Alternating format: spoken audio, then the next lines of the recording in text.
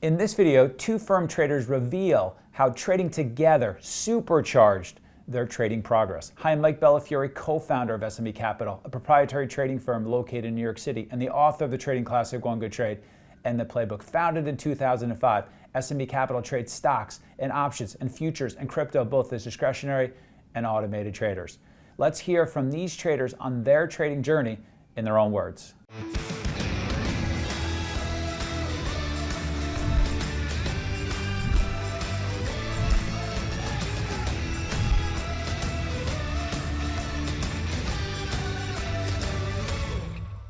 We're just going to talk to you guys about joint accounts. Basically, me and Kyle started at SMB around the same time, end of 2020, beginning of 2021. And then we started our joint account about 6 months after that, and it's just me and him. I don't know what else. Basically, I would say we'll kind of touch on it during the talk too, but like with our kind of journey, wasn't like some of the ones where that just take off very fast and they start making money right away. Like it definitely was a grind to become consistent, and now we're kind of just starting to scale up personals and joint accounts. But that's kind of a little brief intro. I don't know if you have anything to add, Kyle. Yeah, I think that's pretty solid, and we could kind of hop right into it. So this is our P&L curve for the account, and the one thing that I will say is, like, you know, of course there's a few outliers at our firm and we don't have to name names, but you know, it's very clear, you know, but with the exception of them, you know, learning really does take a lot of time. And one way you can really speed that up is by, of course, getting on a team. That's like the most important thing you can do. I don't think you can do this by yourself. It's very hard. You're going to learn at a very slow pace doing this by yourself. And another thing you can do is, you know, form these accounts with other people. If you look at my personal account P&L curve to this account, they're very different. This has scaled up a lot quicker than my personal, and it's because, you know, there's more eyes and we're learning at an accelerated pace. And the one difference is when we started this account, we started with a very small stop, a smaller stop than we even got when we first started on our personal accounts. It was half of that. So we really had zero expectations of making a boatload of money in the account from the start. It simply wasn't possible. And that's okay. And I think that's what's really allowed us to, you know, grow in this linear fashion with this account is, you know,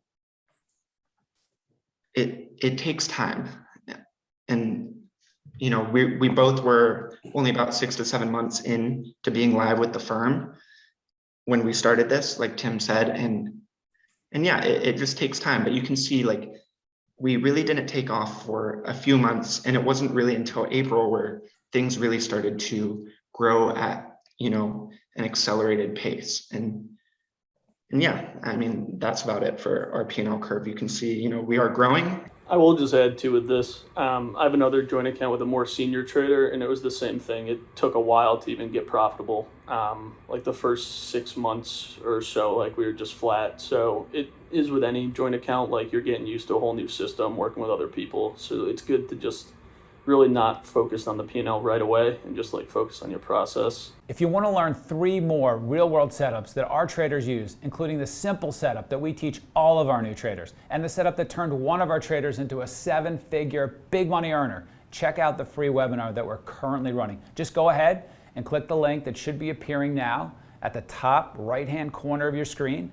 That will open up the free registration page in a new window, so don't worry, you won't lose this video. You can also visit tradingworkshop.com to register for this free intensive workshop. You're going to learn more in a couple of hours from this trading workshop than from years of online education. For you guys who might be interested in starting a joint account, just wanted to kind of talk about like how to go about that. So this is kind of common sense, but the biggest thing is collaborating with other traders at the firm.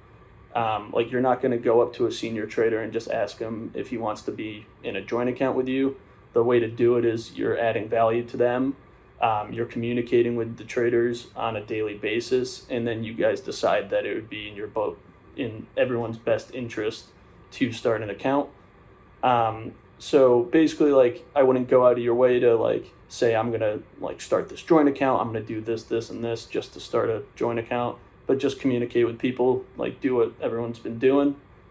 And then the other kind of big thing with joint accounts, which you probably have heard, but they could be really good when they're a synergy of strengths. So you don't need to trade exactly like the other person or other people on the account. And a lot of the times it's better if you don't. So just some like examples of different combinations that could be good is if there's a trader that's really good at picking spots intraday and really like seeing those patterns on lower time frames, when the other one's really good at identifying catalysts and things that move the stock. Another could be better at tech. You can build scripts and stuff for your account. The other one could have really good ideas but doesn't know how to exactly put that into scripts or alerts. Sometimes you might have one that's a little more hesitant on putting on risk, but it is really great with idea generation, and the other person's like great with putting on risk whenever he sees it. But in general, like, you could have a joint account that works when you trade the same as the other person, but a lot of times it's better if they don't, because they'll also help with when you guys are deciding on what trades to take in real time. It's good to just get that back and forth and different points of view.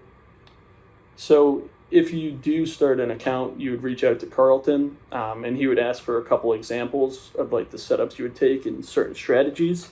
So that's kind of like the first step. So once you make that decision, basically you're going to have to then think about what playbook trades align with the people on the account and what the account would even look like. So I'll dive into this a little on the next slide, but just some examples, like, do you want the account to be an active account where it's traded every day? Do you want to only take like 5 trades a month and it's more big picture stuff, momentum or swing, like low floats only, large caps? So for me and Kyle, our account is active every day.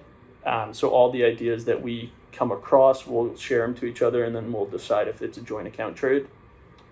And then this is an important thing too, where you could leverage your joint account trades on your personal account, and that could be very beneficial, but you don't need to have them align exactly. So a lot of the times, if I am taking a trade that is a joint account trade, I could trade it the exact same way, same setup, game plan, but a lot of the times I would just express it differently. Or you don't need to take it at all if you don't want, but just wanted to mention that. Just like with building your system, I think this is more important than like anything with it, because it's going to take time, and you need to be specific enough where you're working with multiple people, and if you're vague, you won't really be successful. So like some of the questions you can look at with a joint account is, do you want it to focus on just one setup or many different setups? Like I've seen some joint accounts where they are overnight accounts or strictly an options account, where for us we have multiple setups that we look for, but we focus on just catalyst plays. But then what type of setups will you want to look at? Like, you can only look at higher time frame breakouts or breakdowns. Maybe you want to look at just like those backside plays over extensions. But it's all stuff just to consider if you're going to use technology to execute your trades. Like for us, we mostly use technology to enter our trades, and then we'll discretionarily get out. We also have like created some scripts that we used in past years that we haven't used a ton this year to help us execute and put out orders and stuff like that. A big one too is the risk per trade. And this, like, I've heard and seen people do this very differently with how much they want to put on. So for us, we put 33% of our daily stop on per trade. My other joint account, I put half my daily stop just because it's less active. But stuff to just consider. You can also look at how you want to structure trades, like wider stops versus tighter stops, which obviously plays a role in your win rate and your average gain to loss. Will you look to just lock in risk fast, like 1-to-1, 1.2-to-1 trades, or are you looking for like those kind of like higher RR targets where you're only taking trades that are 5-to-1, 10-to-1, etc. Next one would be just thinking about how you're going to communicate ideas. Will you be on a call during the day? Will you just use Discord or GChat? And then just how you would review. It's a lot of like what you would do with your personal account, but I feel like with a joint account, you almost would feel like you do less work because it's more people, and it's definitely the opposite. When we definitely started off a little bit slow. And, we ran into some bumps along the road. And of course, we'll continue to run into some problems along the road, just like any other account. But a couple things that we did that really helped us out with this account is we aligned all of the setups that we take, everything that we get in, we aligned it with the market. So we define this very simple. And you guys have probably heard me explain this before, but we use a short-term EMA on Qs, on IWM, and on SPY as a way of focusing on having the wind in our back with the market. When we're above the 9 EMA on the daily, we're spending most of our time, probably 90 to 95% of our time, looking for in-play longs. Now, this doesn't mean that we're simply buying the Qs or buying SPY or buying IWM because we're above. Instead, we're looking for names with a catalyst, a reason for being up, and we want to play, follow through. A lot of times we're buying highs and we're looking to sell higher down the road. There's a reason that name's up. And this has been very big for our recent success is, again, aligning with the market. In the past, the market, a good example is last year, everything would go up. And we would be looking for shorts sometimes, or, a few months ago, 4 or 5 months ago, everything was selling off and we were still actively looking for in-play longs. And of course, you get some follow through, but you don't get the follow through you're looking for, especially if they have a beta to the market. And we kind of fall into the camp of believing that a stock's movement is 40% dictated by the market, 30% by the sector, and 30% by the stock itself. So again, that means the market is up, we're looking for longs, the sector is up, we're looking for longs, and there's a catalyst on that given name. And this is kind of stolen by Steve Cohen. That's something that he has said in the past, and it has really helped us with our account together. And then again, along with that is we focus on catalysts. We don't simply focus on some technical setup. And although that works great for some, it didn't really find us a lot of success. We would win on some, we would lose on some, and we just didn't have any conviction behind, in this account, just playing some technical breakout or breakdown and going on FinViz every night and looking at stocks making near 52-week highs or near 52-week lows. For us, it's very hard to have a lot of confidence behind this, because everyone sees things a little bit differently. Everyone puts their lines, their support and their resistance and their flags a little bit different. And at the end of the day, that's just a technical setup. And we really didn't find any success when we did this. We were net even at best. So we really cut that out and we really started to focus on catalysts. And the one great thing about this account is when we first started, I would say Tim was really great at spotting in play, standout earnings, both on the long side and the short side. And I came from, again, looking at only technical setups, and we were kind of able to mesh that together to find the most in play names on both sides, and then kind of use some technical setups, very simple setups to get involved in those names. So we really want to see a catalyst.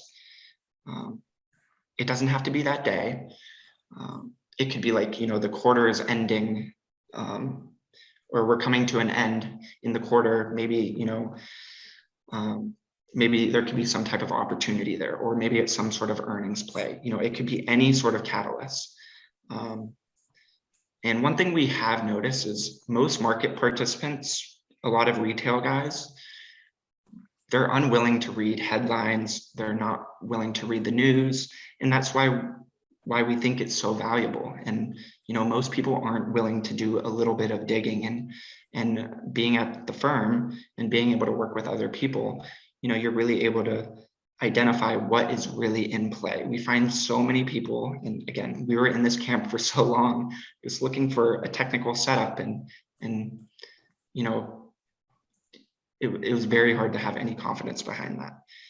And a third thing that we didn't do this initially, it took some time to really find something that fit us well, is we use pretty wide stops. We want to, when we first started, we were pretty tight. We would use like minute bar levels or some higher low to get the best risk to reward.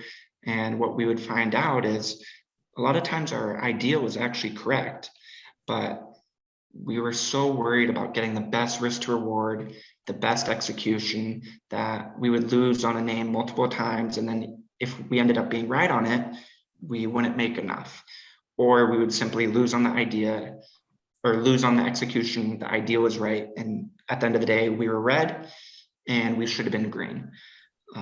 So now we use wider stops. I think a good example is today. We could kind of give an example, and I'll give one in the next slide as well, is, Shop had their split. A lot of the names post-split, they end up selling off. If you go back and look at, some recent history, Amazon's a good example, Tesla, there's plenty of other examples. And again, we're kind of in a weak market. We're below some short-term EMAs.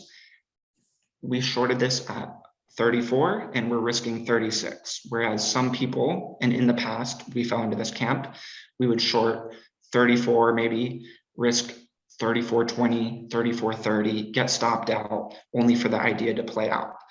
So again, what this does is it does in fact bring down our risk to reward.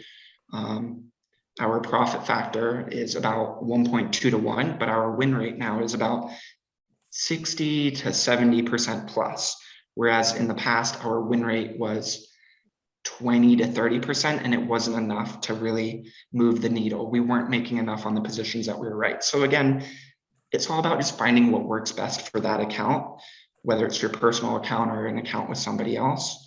But yeah, aligning with the market, focusing on only catalysts, names with a catalyst, and that can really be anything.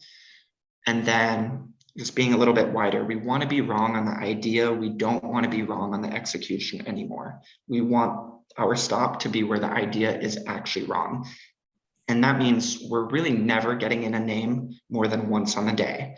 Maybe if we get in, some name that has a catalyst off the open, maybe an example is we short it, we're risking a couple points, we get a couple points, we get flat on that. Maybe that's something that does end up setting up into the close for an overnight. That's kind of the only exception where we'd find ourselves back in a name, but we're not getting in and out.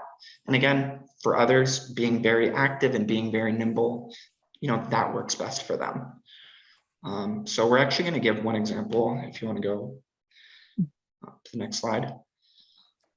So this is a position, and we'll show the execution as well, that we took together. So it was on AI. A lot of you guys, I think, were involved in this as well. I was talking with a few of you guys, I think Caleb and a few other people maybe, and it was an earnings day one. I'll get to that question in a little bit. Earnings day one, back end of the earnings season, and we started noticing at the end what was working the prior month with earnings. We both started to spot this working as a team, that they were no longer setting up. We were playing a lot of breakdowns on names that had bad reports, and they would get follow through. And now we were finding those really bad reports, they weren't even gapping down under the levels that we wanted to get involved in anymore. And instead, they would set a new low, or they would set a low and when they report, and then they would start to build higher lows. And then they would push away from that and actually set up really good long opportunities. And, we've seen this kind of happen in the past towards the back end of earnings, or, the earnings season, when everyone starts doing the same thing, it kind of stops working. So again, the prior month breakdowns were really working on bad reports. And towards the end of the month, we noticed that was no longer the case, and they were actually setting up for good long opportunities. So it was a very simple idea. If it couldn't make a new low, we wanted to buy into VWAP, indicator many people use, of course, versus that pre-market low, where the idea is actually wrong. If it got under that, the idea is wrong and we want to get out of it. So we have a hard stop under there. And the key is, as you can kind of see in the top right, we discussed this type of setup the days prior as we saw it starting to take place. So when the time came to actually execute it, it only took 4 lines of text. Any thoughts on AI 1550 versus 1389 and looking for 1740? Again, we kind of know what we focus on, so that might be, saying those numbers might be kind of unclear to some, but it's very clear to us because we know our setups and what we focus on. So basically what I'm saying is, do you want to buy it into VWAP versus that pre-market low? And we're going to look for a little bit over 1-to-1 because we're looking for around what the ATR on prior earnings were. And that's kind of what it was giving. So we put it on, and one more slide forward is kind of just the very simple execution. And this is often our execution. And often you could kind of see this on my personal account as well. It's one execution, it's one stop and one target, and it's just seeing the idea through. And again, sometimes we do re-enter, like, an idea might play out and then it might set up for a good overnight where we'd be happy to maybe buy this again back into VWAP, maybe 1650 versus at, same level, same stop. And that's how we're able to make a multiple on, certain positions in certain sectors. Sometimes we're taking a few names within a sector. So yeah, that was kind of the idea on this, and something that we focus on. Yeah, just to add with this too, because Bell just mentioned for us to talk about the journey of the idea to the trade. So you kind of saw for us, it's usually pretty quick, and we talk about what we're looking at in the morning before the open. So if anything in real time is super quick, which works better for active accounts. And then if you have big picture accounts, maybe it's a little more back and forth, and it might take a little longer. But for us, we both have to just agree on a trade, and it would be a trade that we're watching in the pre-market and for the day. So it's pretty quick, but just wanted to touch on that. So kind of just the ending of it. And this is stuff you've heard for sure, but just going to reiterate it. But there's a lot of benefits with joints. We both will say they helped us a ton, helped us grow and just in general become much better traders. But number one, you learn at a much more accelerated pace, and you're learning from others on a first-hand basis every day. You get more ideas, and a lot of times better ideas. You have 2 people looking at stuff, and this goes for during the day with actual setups as well as in pre-market. There's been days where one of us has missed the catalyst, and the other one caught it and ended up being a very good trade. 3, this is one almost arguably one of the more important ones, is just the aspect of accountability. So not just for the joint account, but for our personal accounts where we're talking throughout the day every day. And there's been a lot of times too where if we notice one of us just forcing too many trades or trading a little more than usual, more volume, they just give a quick text to check up and see how they're doing. And a lot of times it helps us save a lot of money to just kind of step back and really look at what we're doing. And in general, for the joint account, it's important for both people to be doing well, or how many people on the account to be doing well. And the last one, it's just more fun, very fun communicating, coming up with ideas. And if you guys did any team sports, it would definitely be a good fit with the collaboration and teamwork. I like to say that's it. So if anyone has any extra questions after it, feel free. I have one that says, how do you use pre-market volume as a variable to define if market participants care about the catalysts? Yeah, of course, if it's doing volume, that's something we definitely look at. And some people will say it doesn't matter, but we kind of think otherwise. a name that just reported earnings, and the report is obviously very terrible. Who reported today? Bed Bath & Beyond, I believe, reported today. You can see that it gapped down, and it's very clear that the direction is down. And so, yes, of course, we're going to look at pre-market volume and pre-market levels as something that is going to give us conviction or not. If Bed Bath, as an example, we read the report and we thought it was terrible, but it's gapping up, or it's flat, more so if it's gapping up, we're clearly it's not that important of a catalyst, and we're probably not going to play it.